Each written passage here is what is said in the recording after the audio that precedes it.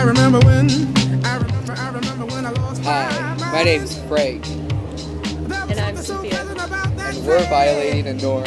Even your emotions have an echo in so much space.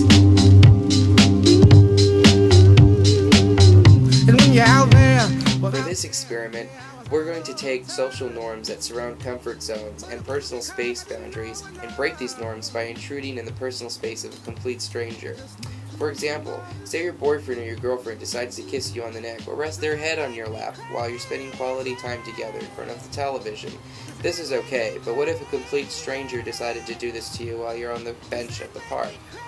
This would be a violation of your personal space, and immediately you would become uncomfortable because you do not know this person and this person is stepping outside of his or her role as a civilian. Depending on the degree of the norm violation, or norm violating action I should say, there are laws that protect you and me from people who may try to step outside the civilian role and try to invade your personal space without your consent. In this example, the stranger kissing you at random, you might ask yourself, who is this person? Or your immediate instinct might be to pull away and notify authorities that there's a freak on the loose.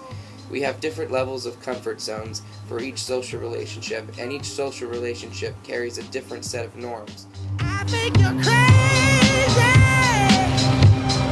I think you're crazy. For the first experiment, we used a MacBook Pro computer with built-in eyesight to record this norm violation in an inconspicuous manner. In the following clip, you will clearly see a couple enjoying their afternoon in the student center, and the reaction they give when me, a complete stranger, walks up to their table and sits right next to them in the booth. Pay close attention to their facial expressions as well as the body language that they give off once I intrude in their personal space and break their privacy. We place the computer on a table while Cynthia and Melissa act as decoys to divert attention away from the rolling camera. Find it.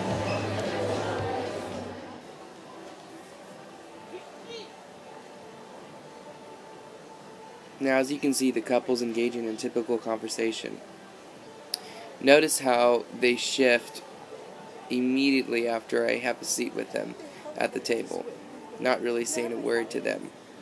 As you can see through their facial expressions and body language, they seem to be uneasy and uncomfortable, almost embarrassed.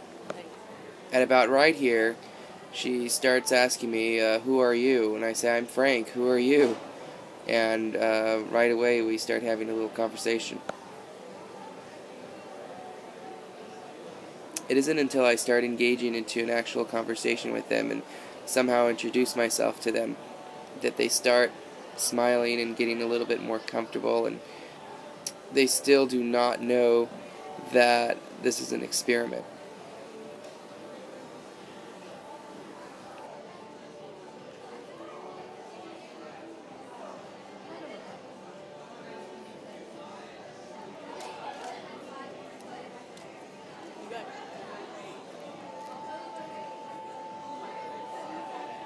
And about right here, I start confessing and tell them this is an experiment, and I really appreciate their participation. Yeah. There they go. Now she's starting to laugh. And then that's when I say, So for my norm violation, I'm going to go invade someone's personal space while they're studying in the lounge on the top of Caesar Place.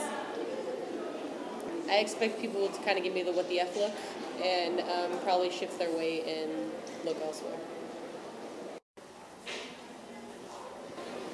So when I went and sat next to the girl when she was laying on the couch reading, she said that I scared her and then asked me if I wanted to sit there. And I said, no, it's okay, I'm good sitting on the ground. And then, yeah, so she did exactly what I thought she'd do. She shifted her weight, looked at me weird, and kind of rolled the other way.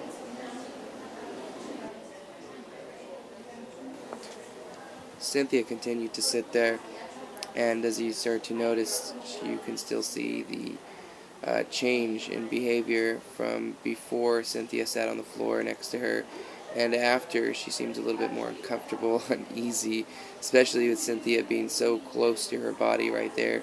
Cynthia continues to sit there and doesn't tell her what's going on until she sees me walk into the room. it is then on that we begin to tell her, it was just part of an experiment from the sociology department.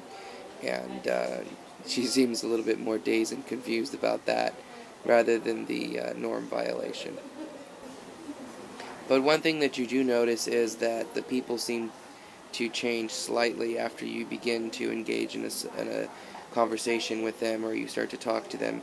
Whereas, if you just sit right next to them with no conversation, no nothing, no communication whatsoever, people are just wondering, okay, what's going on here? It isn't until then that we notice and you start to speak with this person, you kind of building in a way like a mini relationship, that they start to bend the rules a little bit, and it starts to be okay. Just then. But maybe I'm crazy. Maybe you're crazy.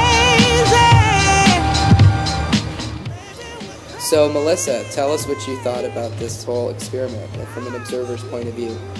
Yeah, I'm glad I got to see you guys do your guys' experiment, and it was interesting to see people's reaction, because we all know when people invade our personal space, it makes us feel a little bit uncomfortable, and as we clearly see from the two experiments, both people did kind of shift their body weight, and she obviously got some kind of reaction out of them, and that was the purpose of the your guys' project.